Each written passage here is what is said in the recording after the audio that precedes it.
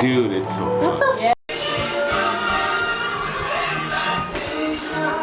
So I have a job interview. I'm very nervous. I'm pretty nervous, but it's, you know, it is what it is. I'm gonna do my best, and I'm not gonna talk about it anymore because if I don't get the job, then I'm gonna be sad when I'm editing this.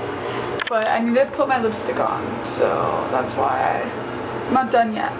And I'm gonna make myself some avocado toast.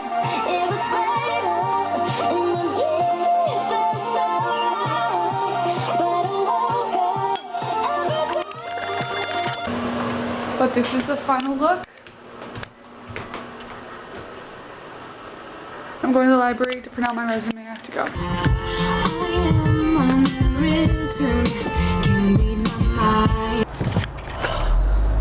Literally vlogging because I'm in so much traffic. Don't they know? Don't they know that I have to pee and that I'm picking up my friend to have a good time and we're gonna get food and be silly? So like, hello? Like, it's 3 p.m. on a fucking Wednesday. Why is the whole city and their mother out on the highway? Use the right 2 lanes to take exit 137A to merge onto CA 110 North toward Pasadena. I'm trying, babe. I'm really trying. But I think the interview went really well. We'll see, though. So I'm not going to talk about it anymore. And I already said that because... yeah. Okay, sorry. Flow is a must-watch. I watched it a while ago, but it recently won Best Animated Film at the Oscars, which is amazing. It's so well-deserved. It's a silent film. I mean, meaning no dialogue, because it's literally just about a cat and its journey floating around. Yeah. And then next we have Object of the Week. EBT card. Yeah, you already know. Stay on those food stamps, guys. If you qualify, you probably do, because I know we're out here struggling in this economy. There's no way. I'm very grateful for my EBT card. Hashtag not sponsored. Hashtag government aid is hot. Hashtag, yeah.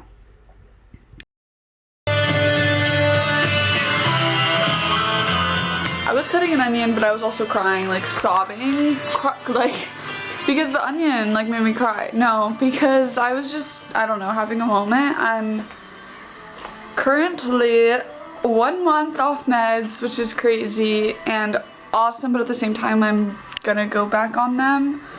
I have an appointment with a new psychiatrist very soon, and I think like it's really important to know when you need help and when you don't, and help can be in so many different ways, whether that's medication or therapy or, you know, spending time with friends or loved ones or doing something creative, cooking even, which I'm doing right now as an outlet, trying to eliminate vices.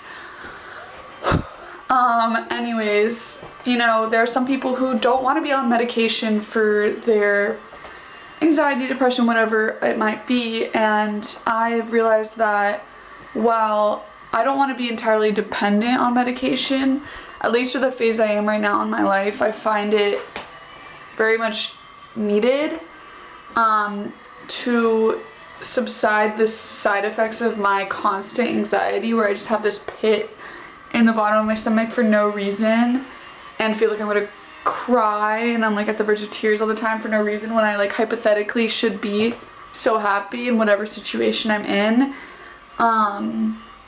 So it's frustrating because, like, you know, why do I feel like this when I shouldn't be? And I think, you know, that's something medication can help with. A big thing that I also deal with is rumination. I ruminate on a lot of things. I ruminate on things that I did when I was 7 years old. I ruminate on things that I did when I was in 8th grade. I ruminate on things that I did when I was a senior in high school. I ruminate on things that I did yesterday. I ruminate on something I did 2 hours ago. And I go through this cycle of just thinking about all these things I did, and I have this like tick where I like verbally need to react, and I'm like stupid, like girl, stupid, no. But like, I'm like, fuck, like, why did I do that? Why did I say that? I'm such an idiot. And I'm very, very hard on myself. And that's a really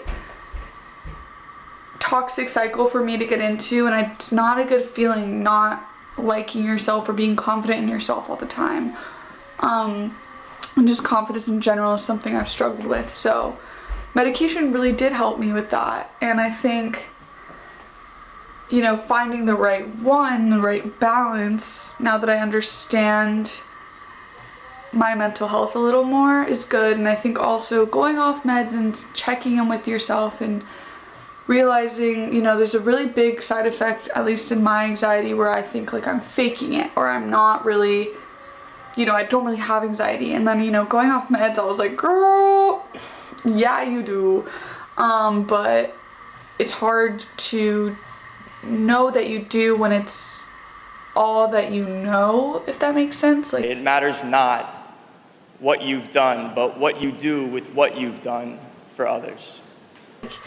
You know, growing up like that, you think like, oh, everyone feels like this, everyone thinks this way, everyone has these feelings, and it's like, no, actually they don't. And it's okay that you do, but just understand it and understand the tools that are at your disposal, you know? So that's my little conversation heart to heart with you guys.